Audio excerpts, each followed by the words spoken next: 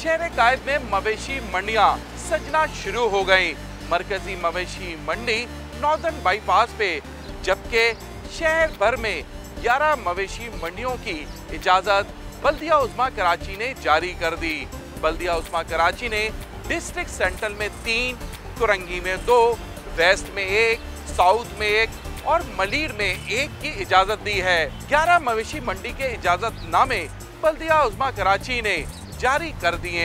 District central में Itwar Bazaar, 11D new Karachi, KMC ground, Samanabad, जबकि northern bypass पे स्लॉटर हाउस, वेस्ट में Surjani town cattle colony, Malir में cattle colony Bin Qasim, chicken field mail ground cattle market, Korangi industry area road cattle market, Bakra Piri Lyari, जबकि safari park के साथ KMC ground Gulistan जौहर में ये मवेशी मंडियां कायम की जाएंगी।